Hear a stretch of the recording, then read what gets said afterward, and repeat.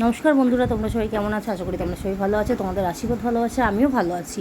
আজকে ভোলা মাছের একটা রেসিপি নিয়ে চলে এসেছি, ভোলা মাছের ঝাল। তার জন্য দেখো কড়াইতে সর্ষের তেল দিয়েছি, কালো জিরা ফোড়ন দিয়েছি, পেঁয়াজ আদা আর কাঁচা লঙ্কা বাটা দিয়েছি, তার মধ্যে জিরার গুঁড়ো দিয়েছি, ধনের গুঁড়ো দিয়েছি, হলুদ দিয়েছি, অল্প পরিমাণে লঙ্কার গুঁড়ো দিয়েছি, আর নুন তো স্বাদ মতন দিতেই হয়।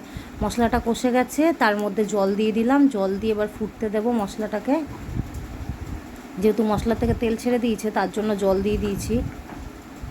দেখো কত সুন্দর কালার এসছে। এবার একে একে এই গ্রেভিটার মধ্যে মাছগুলোকে দিয়ে দেব। মাছগুলোকে দেব, এবার ঢাকনা চাপা দিয়ে দেব। মাছগুলো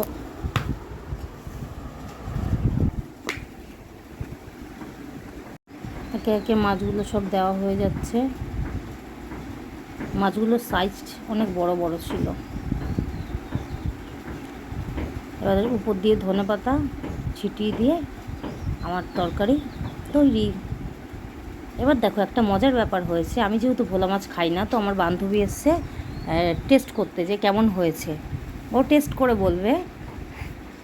তোমরা সবাই দেখো, বলছে নুনটা একটু বেশি হয়েছে, যেহেতু আমি ভোলা মাছ খাই না। তো তারপরে আবার গ্রেভিটাকে ঠিকঠাক করলাম, করার পরে আবার এসছে চাখতে কেমন হয়েছে। চেকে এবার দেখে বলবে যে একদম পারফেক্ট হয়েছে। তো আমার ভিডিওটা কেমন লাগলো অবশ্যই তোমরা কমেন্ট করে জানাবে।